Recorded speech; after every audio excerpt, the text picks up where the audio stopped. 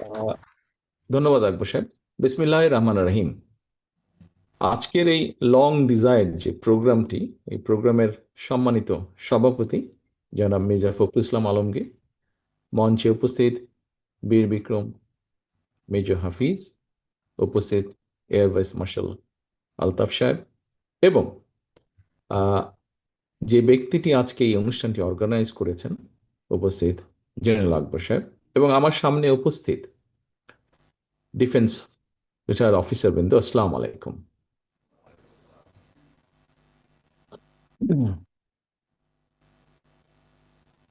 আমার মনে হয় আপনারা যারা বক্তব্য রেখেছেন এখানে, সেই বক্তব্যগুলো থেকে কম বেশি আমাদের আলোচনার মূল বিষয়বস্তু কম বেশি অনেকগুলাই বেরিয়ে এসেছে। আহ, তারপরে আমি সেখান থেকেই যদি একটু শুরু করি। আমি প্রথমেই আমার মনে হয় একটা বিষয় বোধহয় পরিষ্কার করা ভালো। আহ, একটু আগে আহ, মহাসচিব সাহেব ওনার বক্তব্যে একটি বলেছেন যে আম্মা অসুস্থ হওয়ার আগে সর্বশেষ যেই অনুষ্ঠানটিতে উনি গিয়েছিলেন 21 তারিখে, আহ, সেখান থেকে আসার পরে উনি অসুস্থ হয়েছেন। আর্মিতে যে উনি গিয়েছিলেন, অসুস্থ হয়েছেন, সেটা হচ্ছে আহ, ভিন্ন প্রেক্ষাপট। কিন্তু উনি যে অনুষ্ঠানটি গিয়েছিলেন যাবার আগেও কিন্তু উনি একটু অসুস্থ ছিলেন। ওনাকে ডাক্তাররা কয়েকবার বলেছিলেন যে ম্যাডাম, মনে হয় না গেলে বোধহয় ভালো হয়। কিন্তু ওই অসুস্থ শরীরেও উনি ওনার মনের সর্বোচ্চ শক্তি, ওনার এই অসুস্থ শরীরের সর্বোচ্চ শক্তিকে এক করে ওই অনুষ্ঠানটিতে উনি গিয়েছিলেন। এবং উনি যখন অনুষ্ঠান থেকে ফিরে আসেন, তারপরে আমাদের সাথে কথা হয়েছিল। ওনার সাথে আমার ছোট ভাইয়ের স্ত্রী, সেও অনুষ্ঠানটিতে ছিল, আম্মার সাথে গিয়েছিলেন। আহ, ওর কাছে যেটা শুনেছি, ও যখন কথা প্রসঙ্গে আমরা যখন রাতে গল্প করছিলাম সবাই, এরকম জুমে আমরা যখন কথা বলছিলাম, তখন আমার ছোট ভাই স্ত্রী স্মৃতি বলছিল যে আম্মা অনুষ্ঠানে যাওয়ার সময়, মানে যতক্ষণ উনি ওখানে ছিলেন এবং উনি ফিরে আসার পরে, আহ, মানসিকভাবে উনি এতটা বুস্ট আপ ছিলেন, মানে ওনার মনেই হচ্ছিল না যে উনি অসুস্থ একজন মানুষ। সো এই কথাটা দিয়ে আমার মনে হয় আর বোধহয় বুঝতে কারো বাকি থাকে না যে আপনাদের সাথে, আপনি সার্ভিসে অথবা রিটায়ার যে অবস্থায় থাকুন, আপনাদের সাথে জিয়া ফ্যামিলির বোধহয় সম্পর্কটা কি। আমি এই পুরো বিষয়টা, এই ছোট্ট ঘটনা দিয়ে বিষয়টি বোঝানোর আপনাদের সামনে চেষ্টা করলাম, তুলে ধরলাম। এবং আমি বিশ্বাস করি এবং আমি বিশ্বাস করি যে এই ঘটনার মাধ্যমে আপনারা বুঝতে পেরেছেন, যারা এই ঘরে আছেন, যারা আপনাদের থেকে শুনবেন, অথবা অনলাইনে যারা দেখছেন, সবাই বোধহয় বিষয়টি বুঝতে পারবেন উনি কতটা আহ, মানে ওনার মনটা কোন জায়গায়, মনটা কোথায় ওনার আছে, উনি কিভাবে দেখেন পুরো ডিফেন্সকে, বাংলাদেশের, সেটি আর্মি হোক, নেভি হোক, এয়ারফোর্স হোক, পুরো ডিফেন্সটাকে উনি কিভাবে দেখেন। একদিন এটারই পার্ট ছিলেন উনি। ইনেবে আমরাও এটারই পার্ট ছিলাম। কাজেই এখানে মেজর রেজা যেটা বলেছেন, অথবা মেজর আহ, মান্নান খুব সম্ভব, উনি যেটা বলেছেন যে অল্প কিছু মানুষের কিছু ঘটনার জন্য আমি যাতে না বলবো, যে এই ধারণাটি সম্পূর্ণভাবে ভ্রান্ত, সম্পূর্ণভাবে এটি ভ্রান্ত। আমার মনের মধ্যে এরকম কিছুই নেই, আমার মনের মধ্যে এরকম কিছুই নেই। কাজে এইটি এইটি দয়া করে আপনারা ভুল বুঝবেন না। আহ, শামসুজ্জামান সাহেব, লেফটেন্যান্ট কর্নেল শামসুজ্জামান সাহেব একটি কথা বলেছেন যে বিগত স্বৈরাচারের সময় যে রিক্রুটমেন্টগুলো হয়েছিল, সেখানে একটা বিএনপি, শহীদ জিয়া, খালেদা জিয়া সম্পর্কে নেগেটিভ পারসেপশন বা ন্যারেটিভ দেওয়ার চেষ্টা করা হয়েছিল।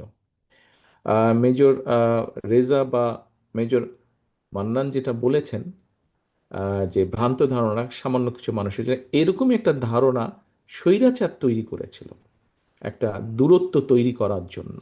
কাজে এটি আমাদের কনসেপ্ট না, আমাদের ধারণা, এটি সম্পূর্ণভাবে তাদের ছিল। আমার মনে হয় এই বিষয়টি বোধহয় আজকের পরে ক্লিয়ার হয়ে গেছে। আমি আমার পার্সোনাল একটি, আমাদের ব্যক্তিগত পারিবারিক একটি ঘটনা আপনাদের সাথে, আপনাদের সামনে তুলে ধরেছি। আমার মনে হয় এটার মাধ্যমে বোধহয় পুরো বিষয়টি ক্লিয়ার হয়ে গেছে। এটি গেল একটি। আসুন এবার আহ, এখানে কয়েকজন বক্তা তাদের বক্তব্যে আহ, রাজনীতির বিষয় বলেছেন। আপনারা কেউ কেউ সম্পৃক্ত আছেন অনেক দিন ধরে, কেউ কেউ সম্পৃক্ত হতে চাইছেন। আমার মনে হয় এই বিষয়ে বোধহয় আমাদের মেজর হাফিজ সাহেব, বীর বিক্রম হাফিজ সাহেব, উনি ওনার অভিজ্ঞতা বর্ণনা করেছেন। কাজে মনে হয় বিষয়টা বোধহয় অনেকটাই অনেকের কাছে পরিষ্কার হয়ে গেছে। এই বিষয়টা আমরা বরঞ্চ আলোচনা আর করার প্রয়োজন নেই আমি মনে করি। এটা সময়ই বলে দিবে আসলে, এটা সময়ই বলে দিবে। এবং আপনারাও যারা করতে চাইছেন রাজনীতি, সেটা আপনারা ধীরে ধীরে অবশ্যই করবেন, কেন করবেন না, অবশ্যই যোগ্যতা ভিত্তিতে। তবে আমার কাছে মনে হয় যে আমরা যদি আহ, মেজর হায়দারের কথাটি ধরি, যে হয়তো সবাই সবকিছুর জন্য ফিট ইন না, সবাই পার্টি পলিটিক্সে নাও ফিট ইন হতে পারে, এটা স্বাভাবিক, স্বাভাবিকতা মানতে হবে। কিন্তু আপনার অন্য কোয়ালিটি অবশ্যই আছে। এখানে যারা সিনিয়র্স আছেন তারা জানবেন, দেখেছেনও। মেজর হাফিজ সাহেব আছেন, উনি দেখেছেন সেই সময়, আরো কয়েকজন আছেন দেখেছেন, যে আব্বার কাঁধে যখন দেশের দায়িত্বভার এসে পড়ল, তারপরে কিন্তু সেই সময়ও কিন্তু তখন যখন পরিবর্তনটা হলো, যে গভর্নমেন্ট ফল করলো, তখন পরিবর্তনটা হলো, তখনও কিন্তু আমরা দেখেছি অ্যাডমিনিস্ট্রেশন সহ বিভিন্ন জায়গায় কিন্তু সব সিস্টেম কোলাপস করে গিয়েছিল। ঠিক গত 15-16 বছরে যেই স্বৈরাচারের বিরুদ্ধে রিটায়ার্ড হোক, সার্ভিং হোক, সব জায়গায় সাধারণ মানুষ সহ সবাই যে আন্দোলন করেছে এবং যেই স্বৈরাচারের পতন হয়েছে, এই গত 15-16-17 বছরে আপনারা অনেকে বক্তব্য যারা রেখেছেন, তাদের মধ্যে থেকে হয়েছে আমাদের ডিফেন্স, আর্মি, নেভি, এয়ারফোর্স, যেটাই হোক না কেন, এগুলোকে পলিটিসাইজ করা হয়েছে। এগুলো যেরকম পলিটিসাইজ হয়েছে, এর বাইরে যেই ইনস্টিটিউশনগুলো আছে গভর্নমেন্টের, কম বেশি সবগুলোকেই কিন্তু সিস্টেমেটিক্যালি ধ্বংস করে দেওয়া হয়েছে। সম্মানিত উপস্থিতিবৃন্দ, আমাদের সকলকে সামনের দিনে গণতন্ত্রকে স্টাবলিশ করতে হবে, যে কোনো মূল্যে স্টাবলিশ করতে হবে। বিকজ গণতন্ত্র স্টাবলিশ করতে পারলে কিন্তু অ্যাকাউন্টেবিলিটি বা জবাবদিহিতা হবে। গত 16-17 বছরে যেই কাজগুলো হয়েছে, যে ইনস্টিটিউশনগুলো ধ্বংস করা হয়েছে, তার অন্যতম মূল কারণ ছিল যে জবাবদিহিতা ছিল না। দেশে কোনো জায়গায় কোনো জবাবদিহিতা ছিল না, এটা আমরা সকলে ভালো করে জানি। যতক্ষণ জবাবদিহিতা তৈরি না হবে, ততক্ষণ দেশে কোনো প্রতিষ্ঠান গড়ে ওঠা সম্ভব না। দেশে মানুষের ইচ্ছা আকাঙ্ক্ষার প্রতিফলন ঘটবে না যতক্ষণ জবাবদিহিতা না হবে।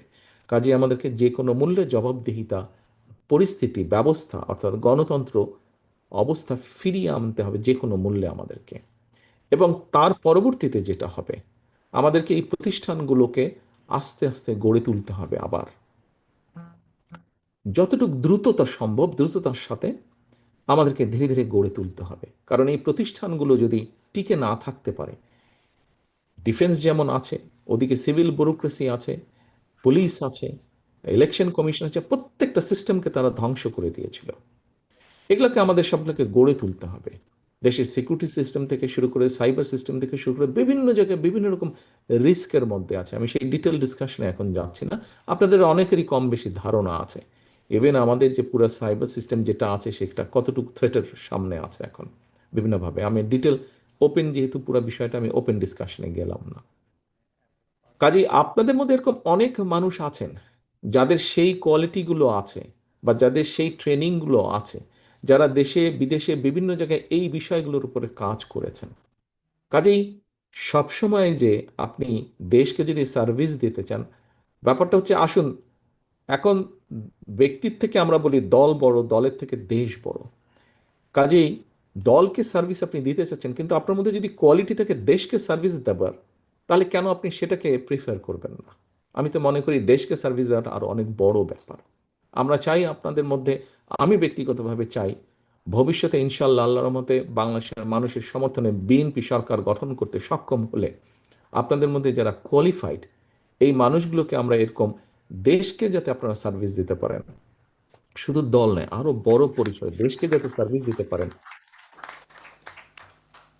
আমরা সেই মানুষগুলোকে খুঁজে বের করবো এবং তাদেরকে আমরা সেই দায়িত্ব দেব, যাতে আপনি গর্ব করে আপনার জেনারেশনকে, নেক্সট জেনারেশনকে বলতে পারেন যে ইয়েস, আমি দেশকে সার্ভিস দিয়েছি, আমি এই ধ্বংসপ্রাপ্ত একটা প্রতিষ্ঠানকে ধীরে ধীরে আমরা গড়ে তুলেছি। এরকম গর্ব যাতে আপনি করতে পারেন, আপনার ভবিষ্যৎ বংশধর, তাদের পরবর্তী বংশধরের কাছে যাতে আপনাকে নিয়ে গর্ব করতে পারে। আমি এখানে মেজর জোহা উনি কতগুলো বিষয়ে আলোচনা করেছেন। আমরা একটু পরে, কিছুক্ষণ পরে আমরা আপনাদের কাছে কতগুলো ফোল্ডার দিব। মেজর জোহা ওনার বক্তব্যে বেশ কতগুলো বেসিক বিষয় উনি তুলে এনেছেন। কিন্তু উনি প্রাইমারি এডুকেশনের কথা বলেছেন, উনি উইমেন এম্পাওয়ারমেন্টের কথা বলেছেন। এর বাইরেও উনি বলেছেন যে আমাদের এডুকেশন সেক্টরের কথা, বিশেষ করে আমাদের যে ভবিষ্যৎ প্রজন্ম, তাদের কথা উনি বলেছেন, তাদের শিক্ষার কথা বলেছেন, কালচারের কথা বলেছেন, গেমসের কথা বলেছেন। আমি আপনাদের কাছে নিশ্চয়ই, আপনারা গত দুদিন ধরে পত্র পত্রিকা সহ নিউজ মিডিয়াতে নিশ্চয়ই খেয়াল করেছেন, আপনারা দেখেছেন, পড়েছেন যে গত দুদিন ধরে আমরা কিন্তু একটি প্রোগ্রাম করছি। এই প্রোগ্রামটা আজকে থার্ড ডে হয়েছে। গত দুদিন ছিল আমাদের স্টুডেন্ট ফ্রন্টদেরকে নিয়ে সারা দেশে, আজকে হয়েছে আমাদের অন্য দুটি অর্গানকে নিয়ে। সেখানে আমরা কি করছি আপনাদের সকলেরই মনে আছে, যেহেতু কম বেশি আপনারা সবাই না হলে অনেকেই আপনারা বিএনপি রাজনীতির সাথে জড়িত। আপনাদের মনে আছে যে প্রায় 2.5 থেকে 3 বছর আগে আমরা 31 দফা নামে 31টা দফা জনগণের সামনে, দেশের সামনে উপস্থাপন করেছিলাম। 31টা দফার মধ্যে অনেক কিছু আছে, কনস্টিটিউশনাল ব্যাপার আছে, 31টা দফার মধ্যে ইকোনমিক ব্যবস্থা আছে, এডুকেশন আছে, উইমেন এম্পাওয়ারমেন্ট আছে, অনেক বিষয় আছে, লিগ্যাল ম্যাটার্স আছে। আহ, আমার কাছে একজন পলিটিক্যাল অ্যাক্টিভিস্ট হিসাবে মনে হয়েছে ওই বিষয়গুলো তো আছেই, কিন্তু সরাসরি জোহা সাহেব যেটা ওনার বক্তব্যে বলেছেন, সরাসরি মানুষকে রিলেট করে, অর্থাৎ কোনো একটা পলিসি যদি আপনি নেন অ্যাজ এ গভর্নমেন্ট, সেই পলিসিটা যদি যে কোনো মানুষ, একজন প্রাইমারি স্কুলের টিচার হতে পারে, একজন গ্রামের কৃষকের ওয়াইফ হতে পারে, অথবা কৃষক নিজে হতে পারে, একজন প্রাইমারি বা সেকেন্ডারি বা ইন্টারমিডিয়েট লেভেলের স্টুডেন্ট হতে পারে, একজন ছোট ব্যবসায়ী হতে পারে, যে কোনো ব্যবসায়ী হতে পারে। আপনি কোনো একটা পলিসি নিলে যদি তার লাইফটা একটু হলেও বেটার হয়, সেই বিষয়গুলো কি কি, সেরকম কি বিষয়, এরকম কতগুলো কোর্স সাবজেক্টকে আমরা চুজ করে বের করে নিয়ে এসেছি আমাদের 31 দফা থেকে। এবং সেই বিষয়গুলো আমরা গত কয়েকদিন ধরে, গত 3 দিন ধরে আমরা আমাদের যারা পার্টি স্ট্রাকচারের মধ্যে আছেন এরকম লিডারশিপকে আমরা দিচ্ছি, যাতে এইগুলো নিয়ে তারা চলে যেতে পারেন। এখন এখানে জোহা সাহেবের কয়েকটা পয়েন্টের মধ্যে আমি দুই তিনটা একটু ডিসকাস করব আপনাদের সামনে। আহ, যেমন উনি বলেছেন যে নারীদের ক্ষেত্রে, নারীদের সিকিউরিটির ক্ষেত্রে বলেছেন, এম্পাওয়ারমেন্টের কথা বলেছেন। আপনারা নিশ্চয়ই বাই নাও জানেন যে আমি যেটা বললাম গত 3 দিনে আপনারা খবরে পড়েছেন, এর মধ্যেও শুনেছেন, আমরা আমরা ফ্যামিলি কার্ড নামে একটা কার্ড আমরা ইন্ট্রোডিউস করতে চাচ্ছি। এটা আমরা গভর্নমেন্ট বা স্টেটের পক্ষ থেকে দিব। আপনারা জিজ্ঞেস করতে পারেন যে কাকে দিব আমরা। হ্যাঁ, প্রথমে অবশ্যই আমরা যারা ডিপ্রাইভ, যারা ডিজার্ভ করে মোর, গ্রামের অসহায় মানুষ, অসহায় পরিবার যেগুলা, এদেরকে আমরা দেব। এদের মধ্যে কাদেরকে দিব? এই ফ্যামিলি কার্ডটা আমরা শুধু দিব মহিলাদেরকে। আমরা এর মধ্যে হিসাব করে বের করেছি যে বাংলাদেশে প্রায় 4 কোটি ফ্যামিলি আছে। অ্যাজ এ ফ্যামিলি হিসাবে যদি ধরি, এটা গভর্নমেন্টের একটা রুল আছে ইন্টারন্যাশনালি, যেটা ধরে 5 জনের একটা ফ্যামিলি মেম্বার মিলে একটা ফ্যামিলি ধরা করে। আমরা অনলাইনে এবার যদি এভাবে ধরি, 4 কোটির মতন ফ্যামিলি আছে। আমরা গ্র্যাজুয়ালি শুরু করব, প্রথম এইম থাকবে 50 লক্ষ, এইভাবে যাব। কাদেরকে দিব? আমরা শুধু মহিলাদেরকে দিব। এটার মধ্যে কিছু ফ্যাসিলিটিস আছে। গভর্নমেন্টের রুল অনুযায়ী গভর্নমেন্ট সবসময় পাইলট প্রজেক্ট করে। কোথায় কোথায় পাইলট প্রজেক্ট কী কী ক্রাইটেরিয়াতে হবে সেটাও মোটামুটিভাবে আমরা ডিসাইড করেছি, যে ইনশাল্লাহ গভর্নমেন্ট ফর্ম করলে, মহাসচিব সাহেব এটা আপনাদের সামনে তুলে ধরেছেন, গভর্নমেন্ট ফর্ম করলে আমাদেরকে ওই প্রসেসগুলো প্রথমে ফলো করতে হবে। It will take little time, but ইনশাল্লাহ আমরা করবো সেটা। কিভাবে করব, বাজেট কিভাবে আসবে, এগুলো সবই আমরা কম বেশি ওয়ার্কআউট করেছি আমরা এগুলোর উপরে। অনেকে বলতে পারেন আপনারা এত ল্যাভিশ প্রজেক্ট কিভাবে করবেন, বাট বাজেট কিভাবে করব সেটা we have worked on that. আমরা এটা কেন দেব? খুব সিম্পলে আমি আসি। দেখুন, আমরা ওখানে বলেছি আমরা কিছু কিছু প্রোডাক্ট দিব। পাইলট প্রজেক্টের মধ্যে 2 ভাগ থাকবে। একটা ভাগে আমরা তাদেরকে 2 থেকে 2.5 হাজার টাকা ক্যাশ দেবো প্রতি মাসে। আরেকটা পার্টে, পাইলট প্রজেক্টের মধ্যে আরেকটা পার্টে আমরা দেখব যে তাদেরকে এসেনশিয়াল কতগুলো ফুড প্রোডাক্ট দিব আমরা। খুব এসেনশিয়াল ফুড প্রোডাক্ট তাদেরকে আমরা দিব। পাইলট প্রজেক্টে যেটা নিয়ম আছে গভর্নমেন্টের, সেই হিসেবে আমরা 3 থেকে 6 মাস দেখবো যে কোনটার রেজাল্ট কেমন পাওয়া যাচ্ছে। কারণটা কি? কারণটা হচ্ছে, খুব সংক্ষেপে যদি বলি, গ্রামের যে একজন মহিলা, একজন হাউস ওয়াইফ, তার ছেলে মেয়ে পড়ালেখা করছে, তার স্বামী কোনো না কোনো একটা জব করছে, সে সংসারটা আগলে রাখছে, সে ফ্যামিলিকে দেখাশোনা করছে। কিন্তু এন্ড অফ দ্য মান্থ যদি তার হাতে যদি একটা মিনিমাম ক্যাশ থাকে, প্রথমত কার্ডটা পাওয়ার সাথে সাথে কিন্তু সে আপলিফট হবে, কিন্তু সোশ্যালি বলেন, শ্বশুর বাড়ির কাছে বলেন, নিজের ফ্যামিলির কাছে, যে গভর্নমেন্ট তাকে রিকগনাইজ করেছে। এই কার্ডটা কিন্তু যেমন ডিপ্রাইভ যারা আছে, আন্ডার প্রিভিলেজ হোক, লেস প্রিভিলেজ হোক, এরকম ফ্যামিলি থেকে পেতে পেতে এখানে আপনারা যারা আছেন, আপনাদের সকলের ওয়াইফরাও পাবেন, আমার ওয়াইফরাও পাবেন, সকলেই পাবেন। কিন্তু ডেফিনেটলি আমাদের সেটা প্রয়োজন নেই, সেই স্টেটের হেল্পটা প্রয়োজন নেই, আমরা ডেফিনেটলি সেটা ড্র করব না, এইটুকু অনেস্ট আমরা কমে। কিন্তু এটা আমরা জেনারেল করেছি। কেন জেনারেল করেছি?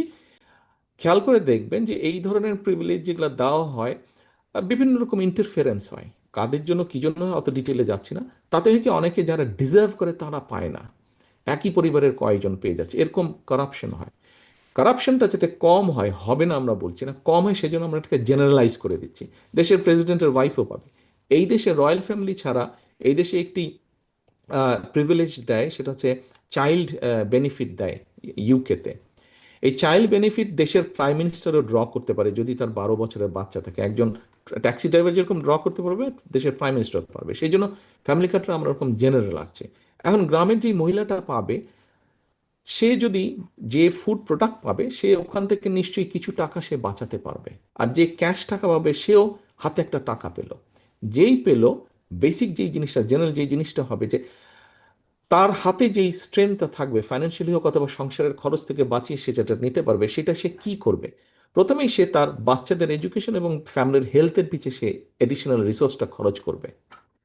থার্ড যেটা সে করবে সেটা হচ্ছে যে সেটা অল্প অল্প করে সে ইনভেস্ট করবে, অর্থাৎ লোকাল ইকোনমি আস্তে আস্তে স্ট্রেনদেন হবে।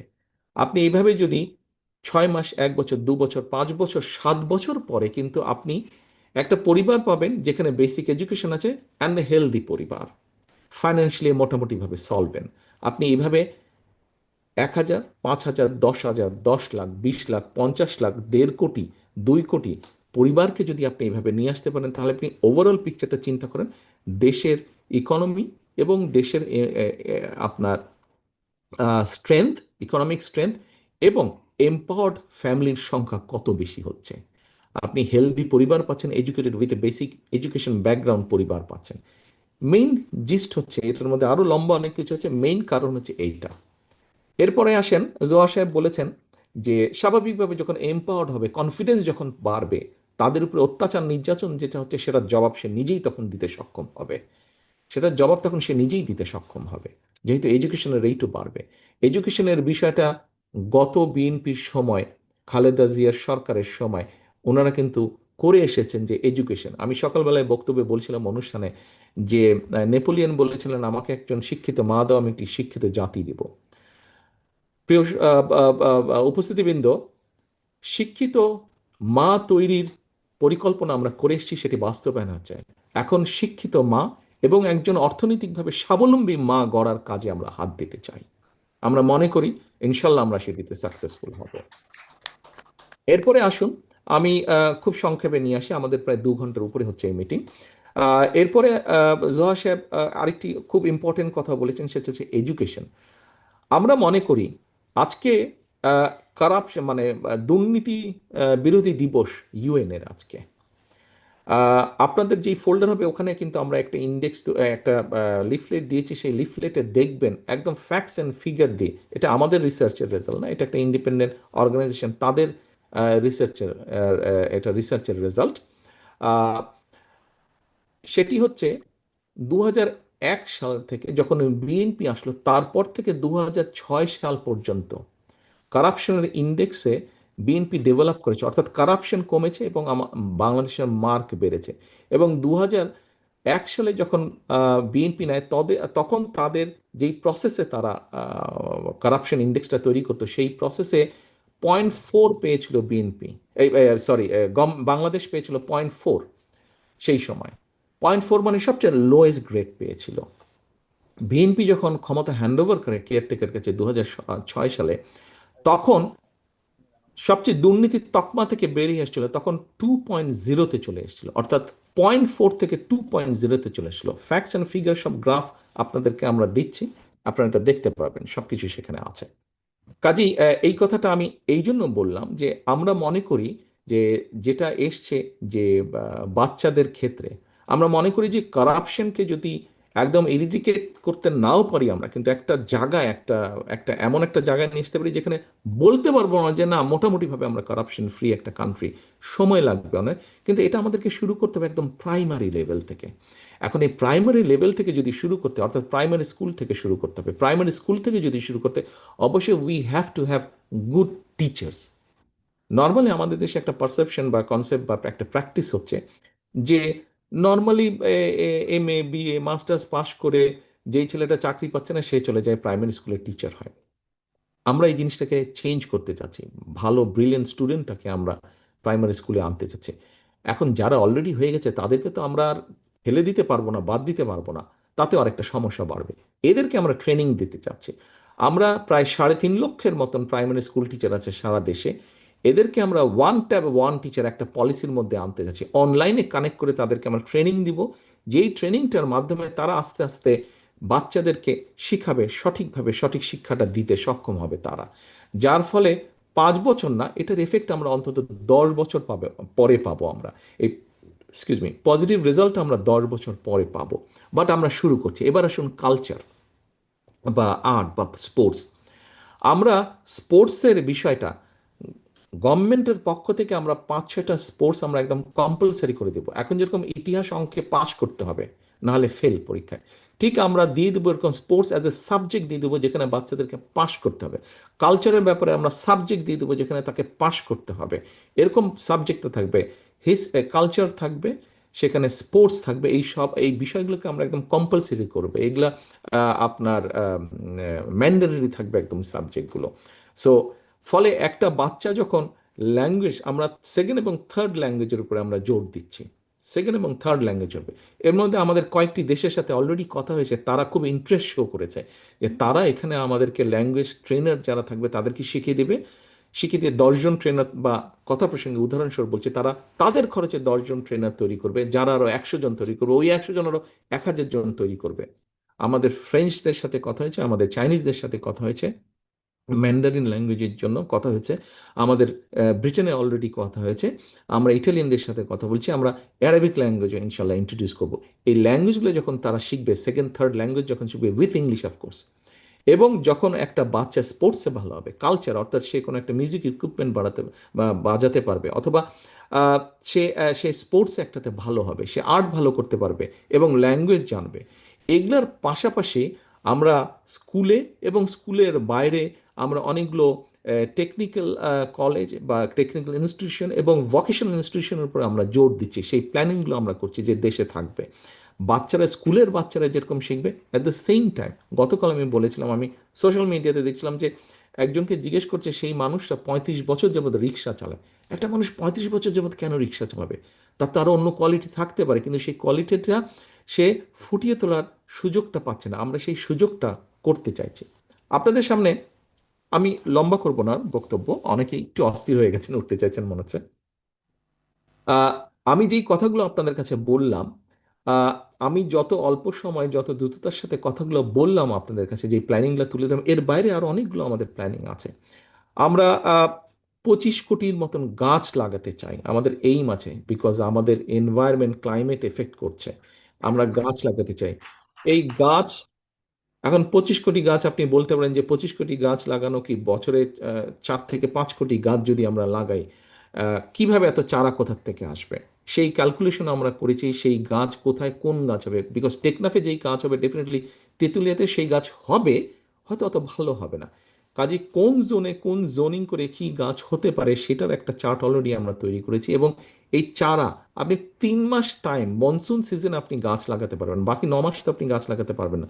9 মাস আপনাকে চারাগুলো তৈরি করতে হবে। কিভাবে কোথায় চারাগুলো তৈরি হবে সেই ওয়ার্কও আমরা প্ল্যান করেছি, সেটা আমরা সেটার উপরে ওয়ার্কআউট করেছি।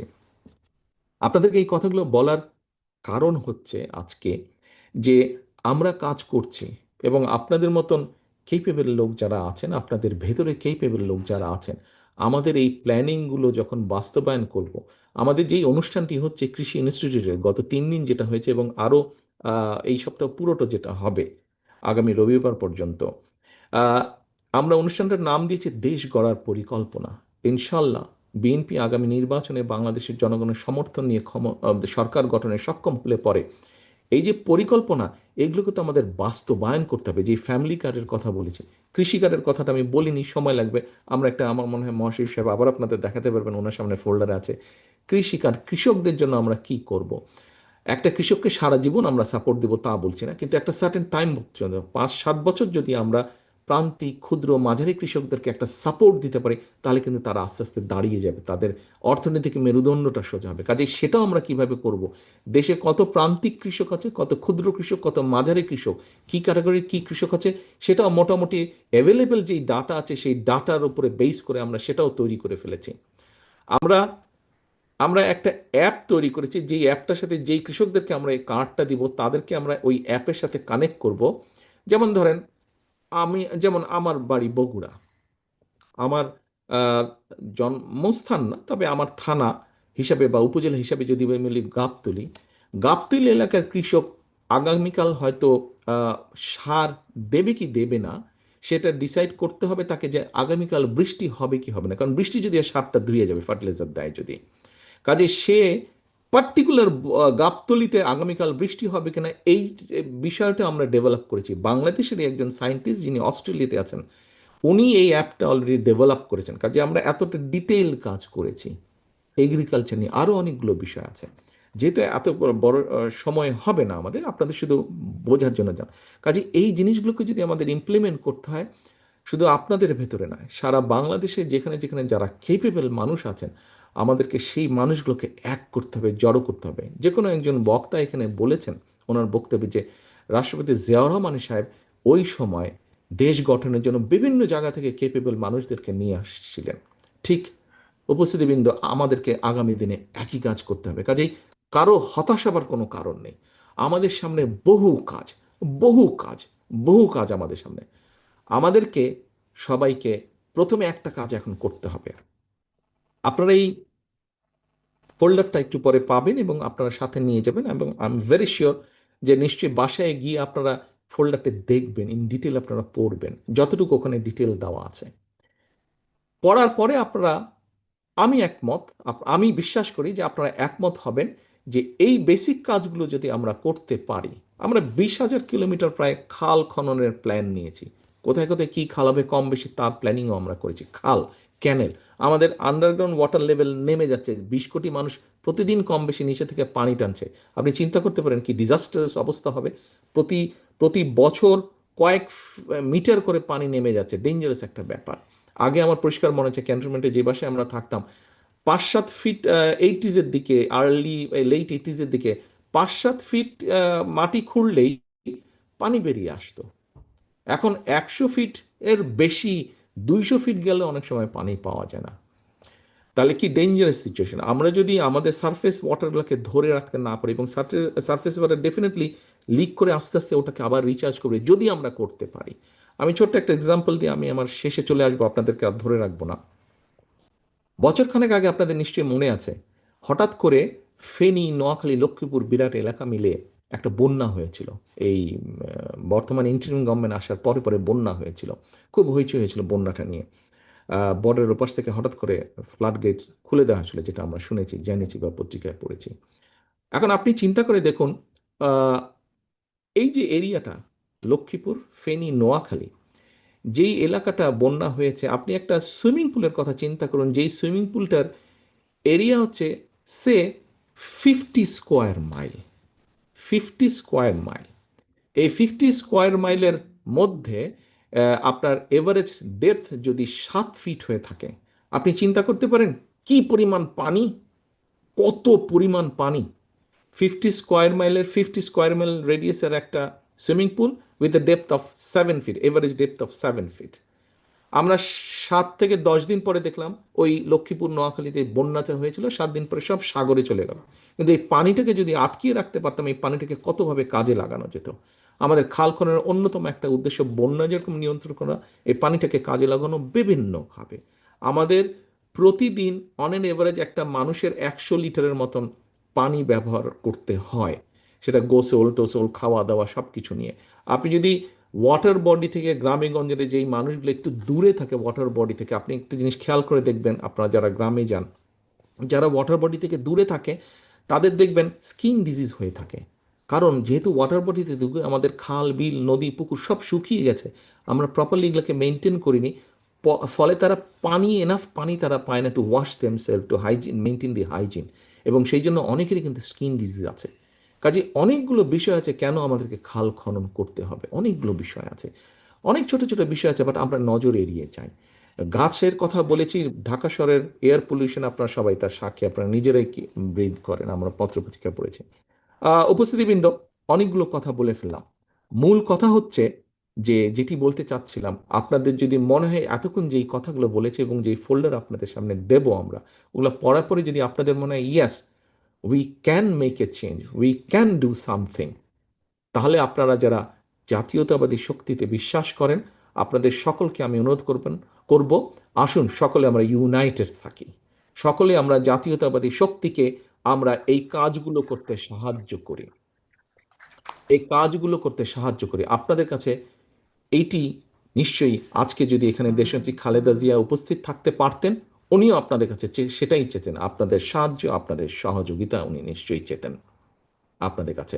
আমিও ওনার পক্ষ হয়ে, সমগ্র জাতীয়তাবাদী শক্তির পক্ষ হয়ে, আজকে আমি বাংলাদেশের নিরাপত্তা যারা নিশ্চিত করেন, দেশের সমগ্র মানুষের পক্ষ হয়ে, তাদের সকলের কাছে আমি সহযোগিতা চাইছি। আমাদের এই পরিকল্পনা যে কয়টি আপনাদের সামনে তুলে ধরলাম, এই পরিকল্পনাগুলোকে সফল করার জন্য আপনাদের সহযোগিতা, আপনাদের সাহায্য আমরা প্রত্যাশা করি। এই প্রত্যাশা রেখে আমার বক্তব্য আমি শেষ করছি আপনাদের কাছে।